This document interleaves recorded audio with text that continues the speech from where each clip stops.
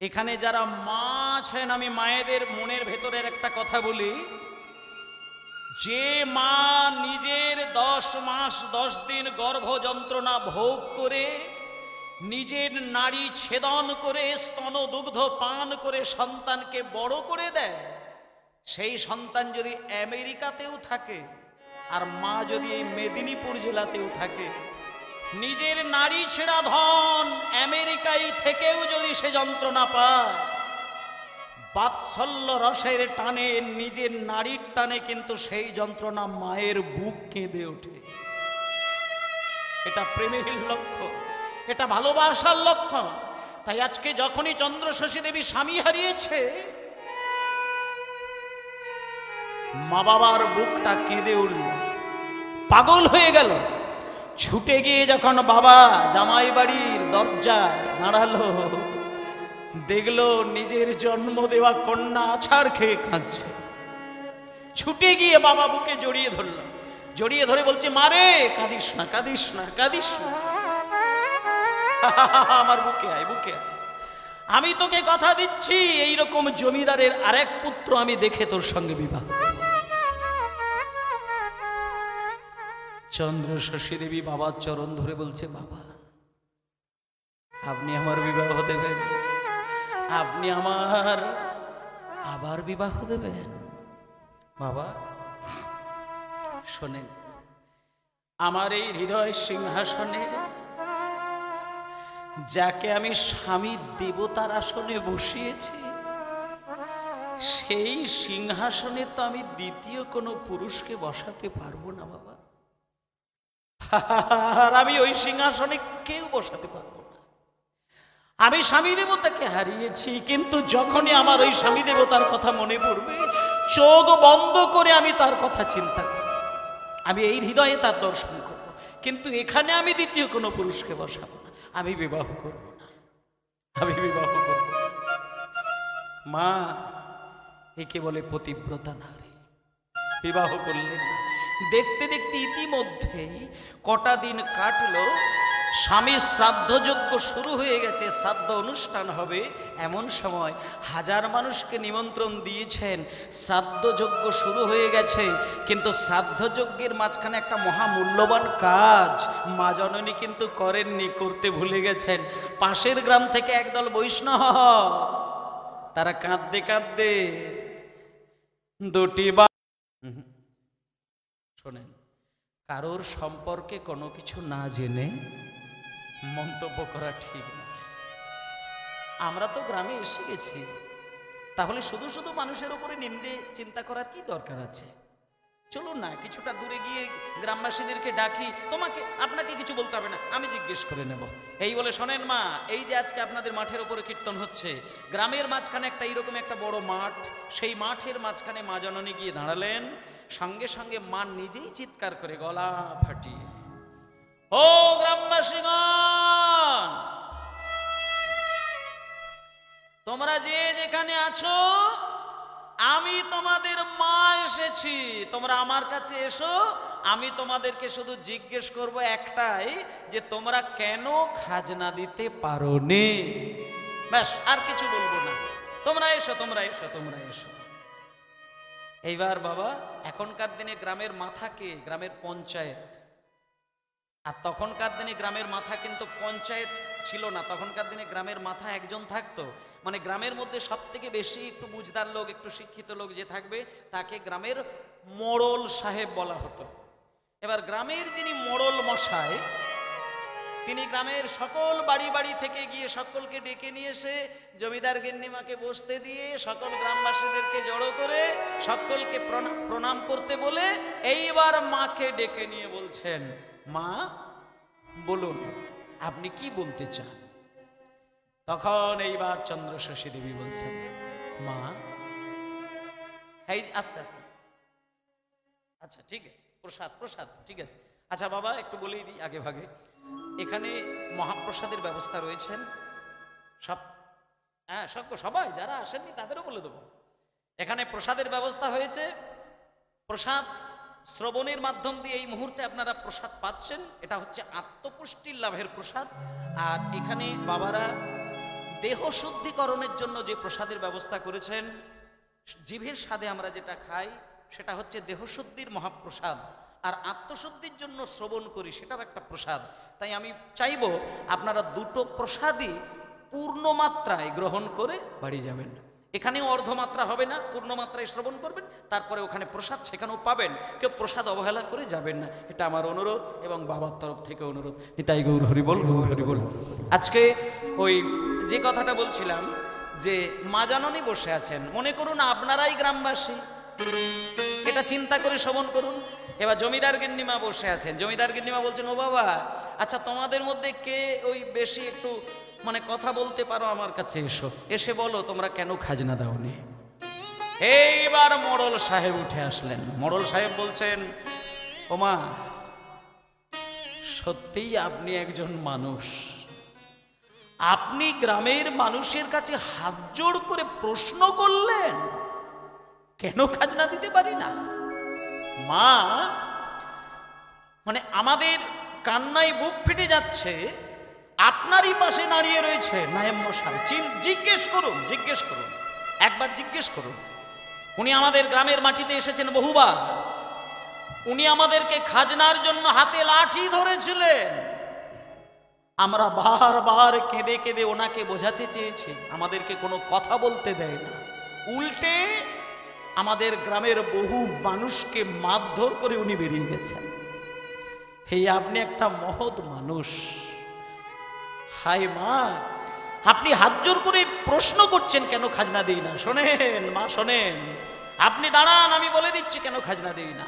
তখন জমিদার গিন্নিমা বলছেন, না না না না না না আমি বুঝতে পেরেছি, বুঝতে পেরেছি, আমি একটু আঁচ করেছি কেন খাজনা দিতে পারোনি।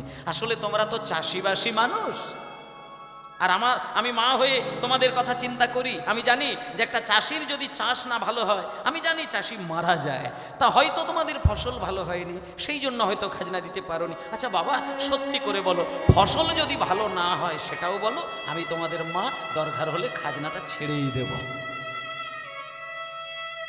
মোড়ল মশাই বললেন, মা খাজনার কথা বলছেন, চাষের কথা বলছেন, শোনেন আপনার আশীর্বাদে আর ওই ঈশ্বরের কৃপায় যে 3টে বছর খাজনা দিতে পারি না, সেই 3টে বছরই আমাদের গ্রামের প্রত্যেকটি চাষির ফসল আমরা যতটুকু আশা করে চাষ করেছিলাম তার থেকে 10 গুণ বেশি ফসল আমরা পেয়েছিলাম। ভাবতে পারি না মা, এত ফসল হতে পারে আমরা চিন্তা করতে পারি না, কিন্তু খাজনা দিতে পারি না কেন জানেন মা? শোনেন শোনেন, আচ্ছা মা আপনি যখন আমাদের গ্রামে প্রবেশ করছিলেন পালকিতে করে, আপনি দেখেননি রাস্তার ধারে একটা বড় গর্ত? ও মা হায় সর্বনাশ, এই দেখো দেখো দেখো দেখো দেখো, আমি ভুলেই গেছি। হ্যাঁ ও এই তো নায়েব মশাই বললেন যে ওটা নাকি মাটির ঢিবি ছিল আর ওটা নাকি তোমরা গর্ত করে দিয়েছো। শোনেন শোনেন মা, নায়েব মশাই এটা ঠিক বলেছে যে ওটা মাটির ঢিবি ছিল, কিন্তু আমরা গর্ত করে দিয়েছি এটাও ঠিক বলেছে, কিন্তু আসল কথাটা কেউ জানে না। শোনেন আমি বলে দিচ্ছি আপনাকে মা, শোনেন এই যে মাটির ঢিবি ছিল, ওই ঢিবির ওপরে অলৌকিক ঘটনা ঘটেছিল মা।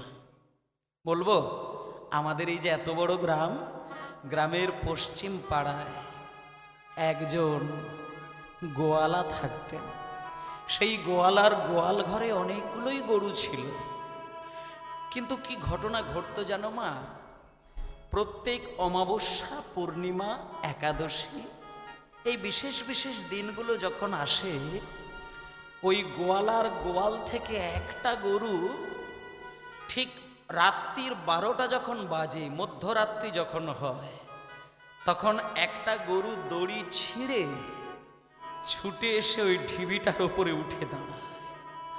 আর যখনই গরুটা ঢিবির ওপরে উঠে শুধু স্থির হয়ে দাঁড়িয়ে থাকে, দেখা যায় তার বাঁট থেকে আপনা আপনি দুধ ঝরে ঝরে ঢিবিটা ভিজে যায়। কেউ কোনো মানুষ থাকে না, শুধু গরুটা দাঁড়িয়ে থাকে, ছচ্ছর করে দুধ ঝরে গিয়ে ঢিবিটা ভিজে যায়।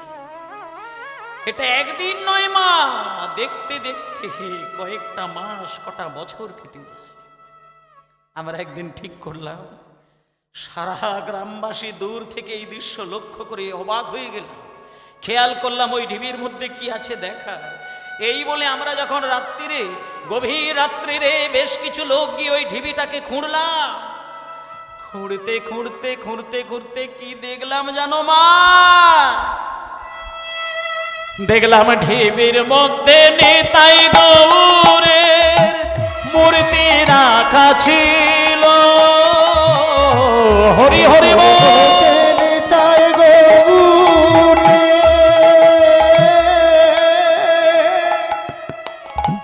মূর্তি রাখা ছিল। দেখি ঢিবির মধ্যে নিতাই গৌরের মূর্তি রাখা ছিল। ঢিবির মধ্যে নিতাই গৌরীর মূর্তি রাখা ছিল। তাহা দেখি নয়নার মন জুড়াইল।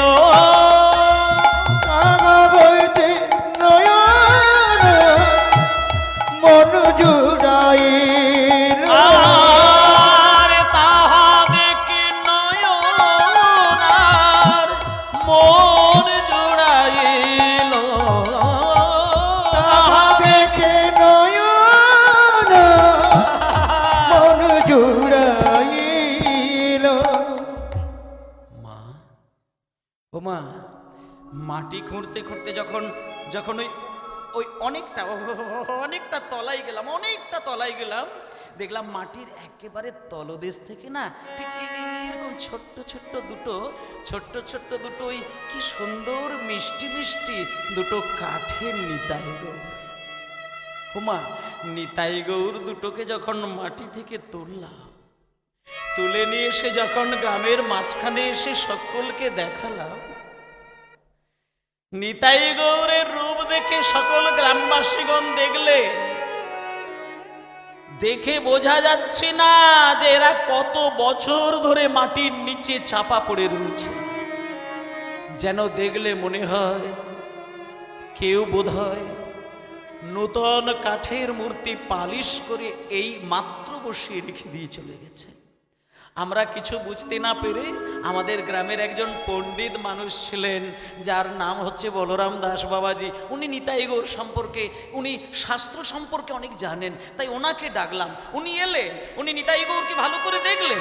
দেখে টেকে যখন ওই চরণের তলাটা দেখতে গেছে, দেখলো চরণের তলায় লেখা রয়েছে দাস মুরারি গুপ্ত। সঙ্গে সঙ্গে বলরাম বাবাজি নিতাই গৌরকে বুকে জড়িয়ে ধরে বললেন, ওগো গ্রামবাসীগণ,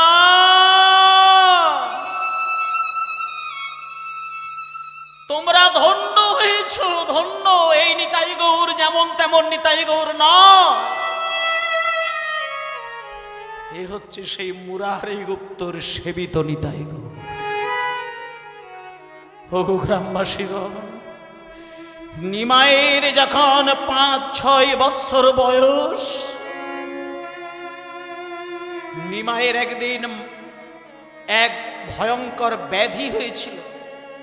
সেই ব্যাধি সারানোর জন্য নিমাইয়ের বাবা জগন্নাথ মিশ্রের সমবয়সী বন্ধু ছিল মুরারি গুপ্ত। সেই মুরারি গুপ্ত ছিল একদিকে বড় চিকিৎসক, সেই মুরারি গুপ্ত ছিল রামচন্দ্রের একনিষ্ঠ ভক্ত।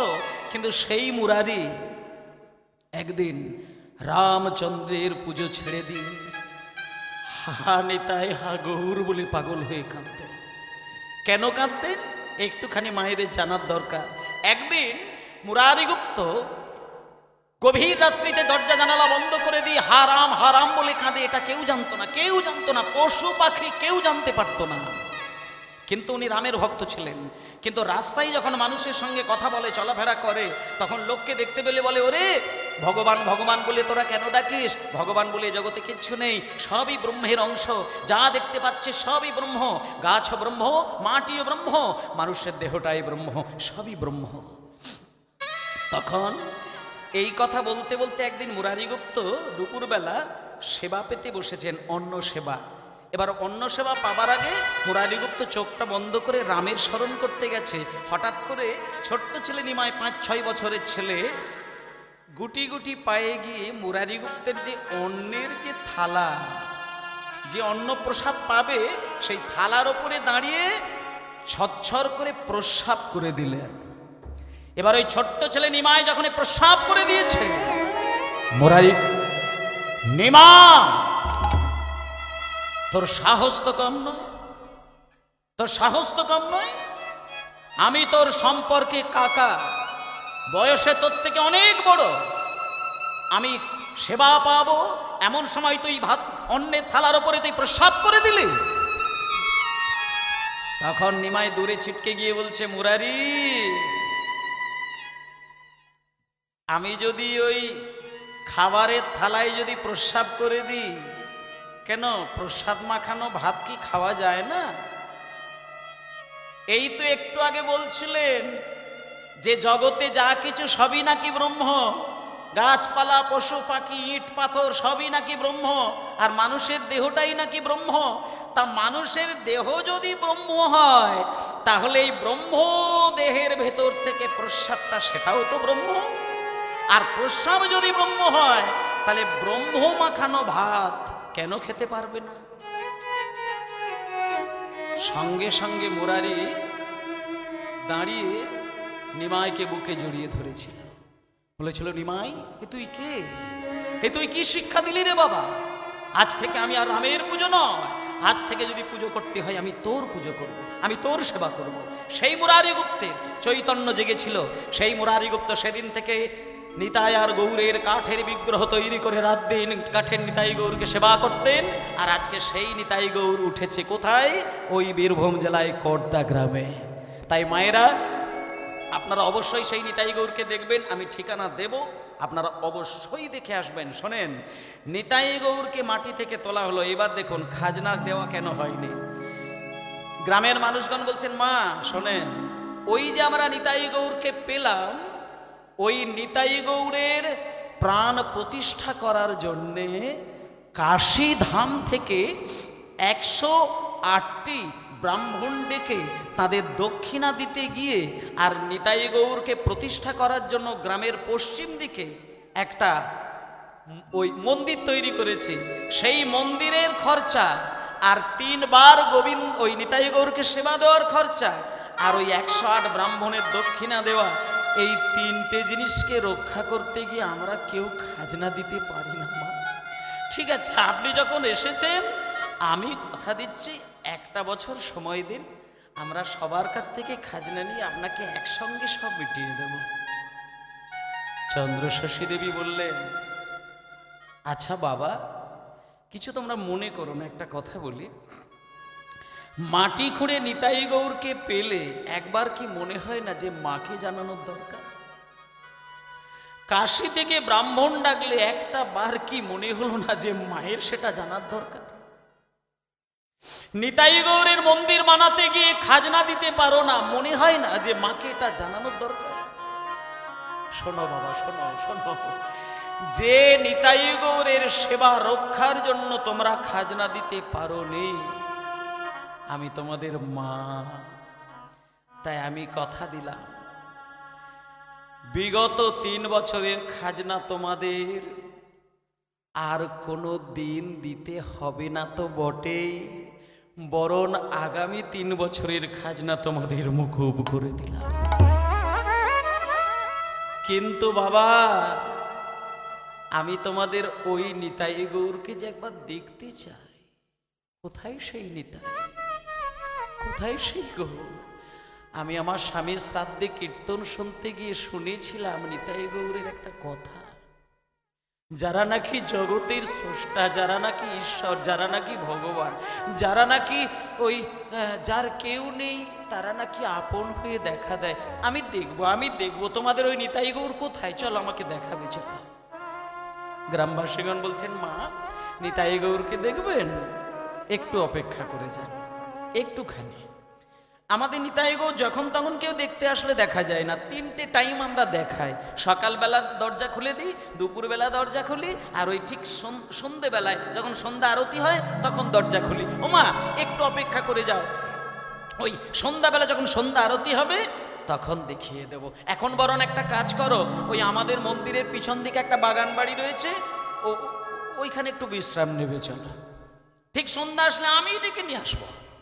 এই বলে চন্দ্রশশী দেবীকে নিয়ে গিয়ে বাগান বাড়িতে শুইয়ে দিলেন। ওমা ইতিমধ্যে বিশ্রাম নিচ্ছে, হঠাৎ সন্ধ্যা নেমে গেল। কি বা ভালি, এখন একটা আরতির গান গাইবো, আস্তে একটা আরতির গান গাইবো। এবার আরতির গানটা যখন গাইবো, আমি এখানে বাবারা মায়েরা রয়েছেন সকলকে বলবো, আরতির গান হওয়া মানে একটু উলুধ্বনি, শঙ্খধ্বনি, হরিধ্বনি, জয়ধ্বনি এটা করবেন। কি বা ভালি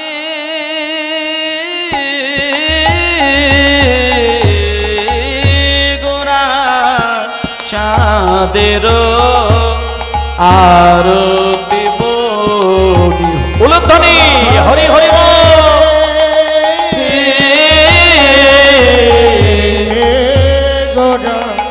চাঁদের আরতি বলি, কিবা ভালে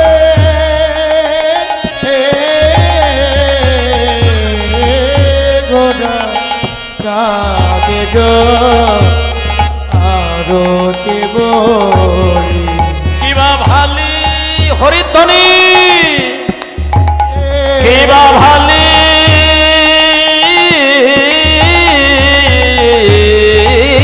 গোরা চাঁদের আরতি বলি, কিবা ভালে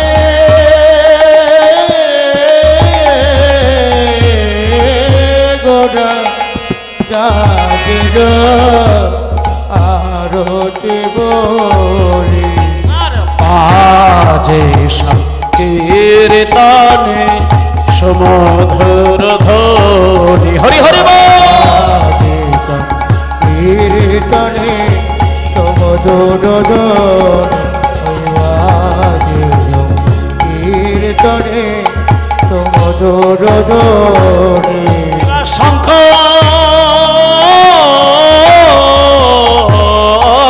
বাজে, ঘন্টা বাজে, বাজে করো তাল, কিবা শঙ্খ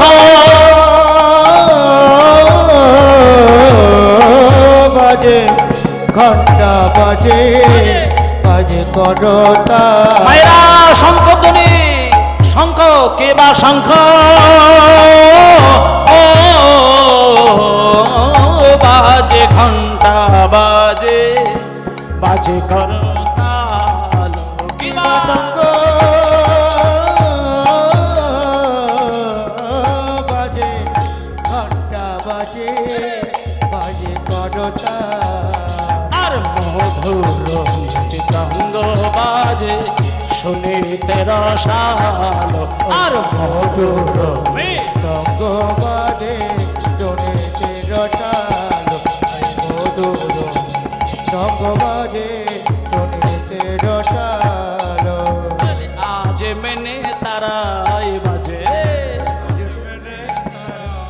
বলি আজ মেনে তারাই বাজে, আজ বেনে তারাই বাজে, ওই ব্রজে যারা বেজেছিল, আজ মেনে তারাই বাজে, রোজে যারা বেজেছিল, আজ বেনে তারাই বাজে, ওই ব্রজে যারা বেজেছিল, মদন গোপালের আরতি কালে, হরি হরি বল, রোজের যারা বেজেছিল, মদন গোপালের আরতি কালে, রোজে যারা বেজেছিল, আজ মেনে তারাই বাজে, আজ সংকীর্তনে সমধুর ধ্বনি, আর বাজে সংকীর্তনে সুমধুর ধ্বনি। নিতাই গৌর হরি বল, গৌর হরি বল, গৌর হরি বল। বল হরি বল।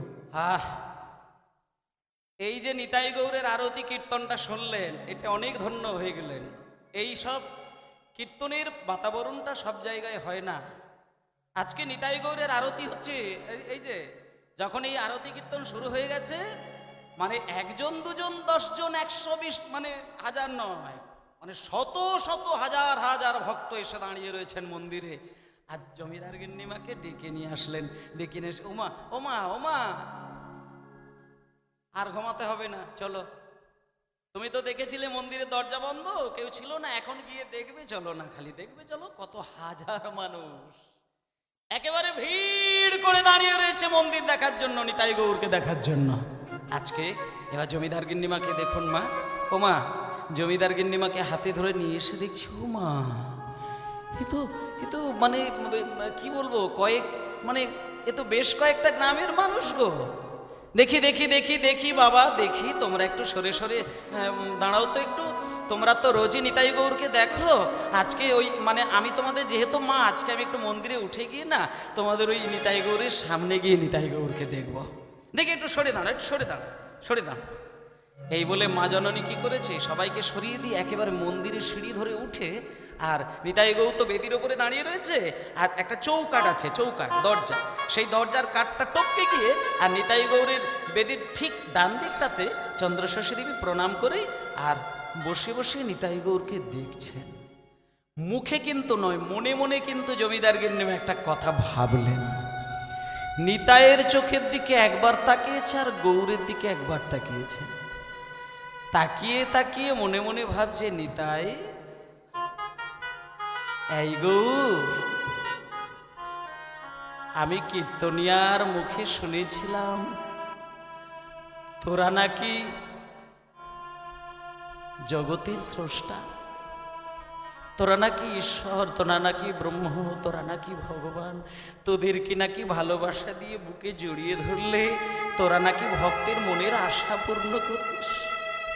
এই নিতাই, এই গৌর, আচ্ছা আমি যদি তোদেরকে ছেলে মনে করে কোনোদিন সেবা দিই, তোরা সেই দিন আমাকে মা বলে ডাকবি? মানে একটা দিনের জন্য মা বলবি? শুধু একবার মা, একবার শুধু মা বলবি, বলবি, বলবি? এই বলতে বলতে, এই কথা ভাবতে ভাবতে জমিদার গিন্নিমা অজ্ঞান হয়ে পড়লেন, আছাড় খেয়ে পড়লেন। গ্রামবাসীগণ তাড়াহুড়ো করে মাথায় জল দিয়ে জ্ঞান ফিরিয়ে দিলেন। জ্ঞান ফিরিয়ে দেওয়ার সঙ্গে সঙ্গে ভাবছি, এ কি আমি নিতাই গৌরকে নিয়ে কি ভাবছিলাম, হাই সর্বনাশ, নিতাই গৌর ভগবান আর তাকে আমি ভাবছি সে আমার ছেলে হবে? না না না না না না না, ঠাকুর ঠাকুর ঠাকুর, তুমি আমার অপরাধ নিও না ঠাকুর, তুমি ঈশ্বর, তুমি ভগবান, আমি তোমাকে নিয়ে কি যাতা কথা ভেবে ফেলেছি ঠাকুর, তুমি এসব কথা নিও না, এসব কথা নিও না। আসলে আমার মাথা ঠিক নেই, আমি অল্প বয়সে স্বামী হারিয়েছি তো, ওই জন্য আমি একটু ওই খুব বাজে কথা বলে ফেলেছি, তুমি কিছু মনে করো না।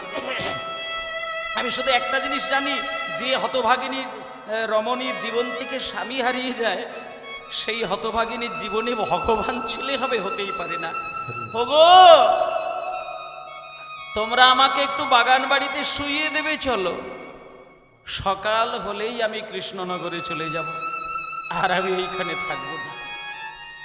এই বলে মায়েরা, খুব ধ্যানের বিষয় দেখুন, চন্দ্রশশী দেবী মনে মনে তো যা বলার ভাবার ভাবলেন, এইবার যখন দেখলো যে আমি ভুল ভেবেছি, আমার স্বামীকেই আমি ধরে রাখতে পারলাম না, আর ভগবানকে আমি এইখানে রাখবো, হতে পারে না, হতে পারে না, হতে পারে না, হতে পারে না, আমি বরং সকালবেলা কৃষ্ণনগরে চলে যাব। এই বলে যখনই সন্ধ্যাবেলায় আরতি শেষ করে বাগান বাড়িতে পুনরায় গিয়ে শয়ন করলেন, মা, এই দেখুন, ঠিক রাত্রি 8টা বাজলো, 9টা বাজলো, 10টা বাজলো, 11টা বাজলো, রাত্রির 12টা বেজে গেল, 1টা বেজে গেল, আস্তে মায়ের চোখে কিন্তু ঘুম নেই। মানে ঘুমাতে যাচ্ছে, চোখের পাতাটা ধীরে ধীরে যেই বন্ধ করতে যাবে অমনি দুম করে পাতা খুলে ফেলছে। কেন খুলছে শোনেন, একজন পদদাসী মায়ের চরণ সেবা করছিলেন, পা টিপে টিপে মায়ের ঘুমটা ধরিয়ে দিয়েই চলে আসবেন, এই ভেবে এক মা জননী গিয়ে মায়ের পা টিপে দিচ্ছেন। কিন্তু যখন রাত্রির 1টা বেজে গেল, পদদাস একটু রেগে গেলেন। রেগে গিয়ে পা টেপা বন্ধ করে দিয়ে পা করে মায়ের মাথার কাছে গেলেন। মায়ের মাথার কাছে গিয়ে মাথায় হাতটা বুলিয়ে বলছে, মা এখনো ঘুমাওনি? আচ্ছা মা, নিতাই গৌরকে তো সারা গ্রামবাসী দেখল, আমিও তো দেখলাম, তুমিও তো দেখলে, কিন্তু কই আমাদের তো এরকম হচ্ছে না মা। তুমি একটা কাজ করো না মা, আমি তোমার একটুখানি মাথা টিপে দিচ্ছি। চুপ কর, বেরিয়ে যা, বেরিয়ে যা, তুই ঘর থেকে বেরিয়ে যা, ঘরের প্রদীপটা নিভিয়ে দে, ঘরটা অন্ধকার করে দে। তুই শুধু ভাবলি যে আমি ঘুমিয়ে পড়লে তোর শান্তি। ওরে, সন্ধ্যা থেকে এই পর্যন্ত আমি 1000 বার চেষ্টা করছি ঘুমানোর, আমার চোখে কিন্তু ঘুম আসে। যতবার ঘুমাতে যাই, যতবার ঘুমাতে যাই, আমার এই চোখের সামনে ওই মন্দিরের নিতাই গৌরকে আমি দেখতে পাই। আমি তো ঘুমাতে পারছি না রে। চলে যা, বেরিয়ে যা, বেরিয়ে যা, তুই জানালা বন্ধ করে দে, দরজা বন্ধ করে দে, ঘরের প্রদীপটা নিভিয়ে দে, ঘরটা অন্ধকার করে দে, দেখি আমার চোখটা ঠান্ডা হয়ে আমার চোখে ঘুম আসে কিনা। বেরিয়ে যা, বেরিয়ে যা, বেরিয়ে যা, বেরিয়ে যা, বেরিয়ে যা। বেরিয়ে গেলেন। আসলে মায়েরা, 1000 মানুষের নিতাই গৌরের দেখা আর ওই জমিদার গিন্নিমার দেখা, দুটো দেখা কিন্তু এক নয়। কৃষ্ণকে তো সবাই দেখে, কৃষ্ণকে কংসও দেখে, আর কৃষ্ণকে রাধারানীও দেখে। দুজনের দেখার দোষে আর গুণে একই ভগবান, 2 রূপ হয়ে যায়। কংস কৃষ্ণকে ভয়ের দৃষ্টিতে দেখে, তাই কংসের কাছে কৃষ্ণ হচ্ছেন ভয়া। আর রাধারানী প্রেমের দৃষ্টিতে দেখে, তাই রাধারানীর কাছে কৃষ্ণ হচ্ছেন দয়া। একই ভগবান, শুধু দেখার দোষে, দেখার গুণে একই ভগবানের রূপ বিভিন্ন হয়ে যায়। তাও মা, আজকে চন্দ্রষষ্ঠী দেবী এক দেখাতে নিতাই গৌরকে এইখানে স্থান দিয়ে দিয়েছে। ওই যে ভেবে ফেলেছে যে নিতাই গৌরকে আমি যদি ছেলে বলি ওরা আমাকে মা বলে ডাকবে, এই একবার বলাতে নিতাই গৌর শুনতে পেয়ে গেছে। তাই জন্য আমি মায়েদেরকে বলি, ডাকার মতো যদি ডাকতে পারেন তাকে, এক ডাকাতেই সে কিন্তু আপনাকে ধরে নেবে, আপনার হৃদয়ে এসে বসে যাবে, যদি এই মায়ের মতন করে ডাকতে পারেন। যখন রাত্রির 12টা বেজে 1টা বেজে গেল, ঘুম এলো না, পদরাশি প্রদীপটা নিভিয়ে দিল, ঘরটা অন্ধকার করে দিল, দরজা বন্ধ করে দিল, জানালা বন্ধ করে দিল, বেরিয়ে গেলেন। কি কাণ্ড ঘটলো দেখুন এইবার। কিবা গৌর মারণ মনে আভরণ। এইবার দেখুন, নাটোয়া মোহন বেশ, তারে দেখিতে দেখিতে ভুবন ভুলালো, তারে দেখি হরিবল হরিবল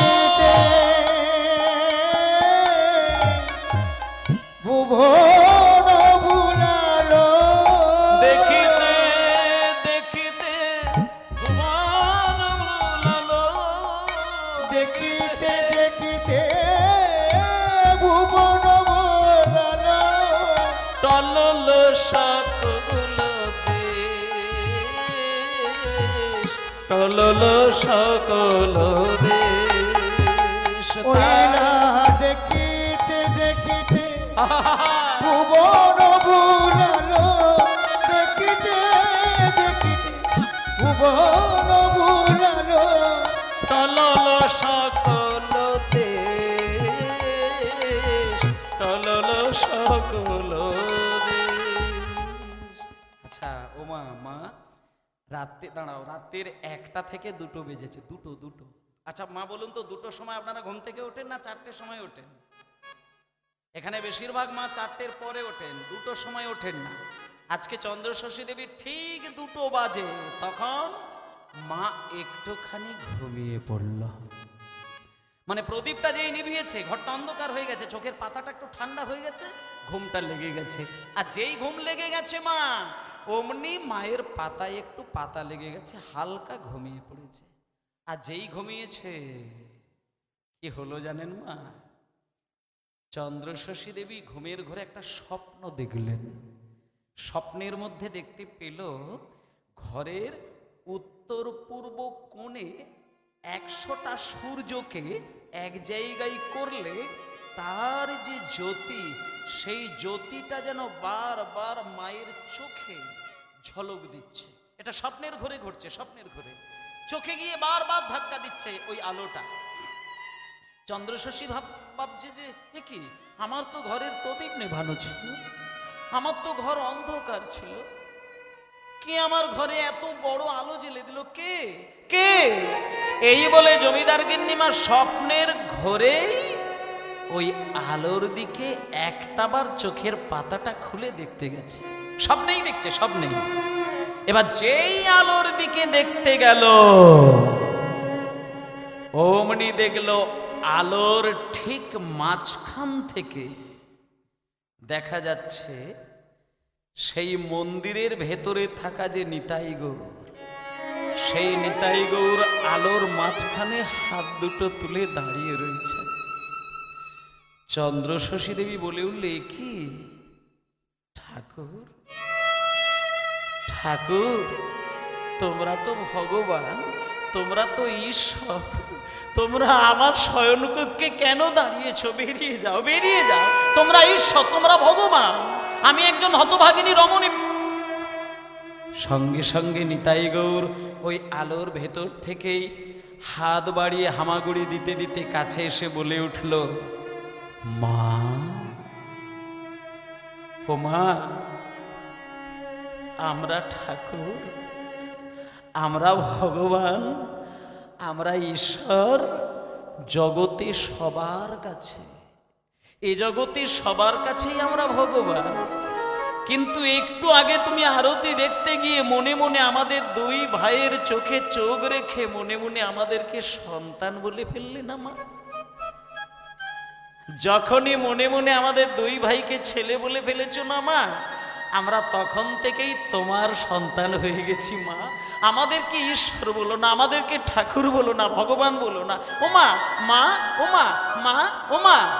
এই বলে নিতাই গৌর হামাগুড়ি দিতে দিতে সত্যিকারের 2টো ছোট্ট ছেলে হয়ে, শিশু হয়ে মা ঘুমাচ্ছে, স্বপ্নে দেখতে পেল শাড়ির আঁচলটাকে টেনে একটা আঁচল নিতাই ধরেছে, আর একটা আঁচল গৌর ধরেছে। নিতাই গৌর 2 ভাই মায়ের দুদিকের 2টো শাড়ির কোণ ধরে টানতে টানতে বলছে, মা, যতক্ষণে তুমি আমাদেরকে সন্তান মনে করে রান্না করে খাওয়াবে, হ্যাঁ না বলছো, আমরা এই শাড়ির আঁচল কিন্তু ছাড়বো না মা। বলো না মা, বলো না মা, তুমি খাওয়াবে না? বলো তুমি খাওয়াবে না, বলো তুমি খাওয়াবে না। টানিতে টানিতে আঁচল, টানিতে টানিতে টানিতে আঁচল ছিন্ন যে হইল, তৎক্ষণাৎ চন্দ্রষষ্ঠীর নিদ্রা ভঙ্গ হইল। হরিব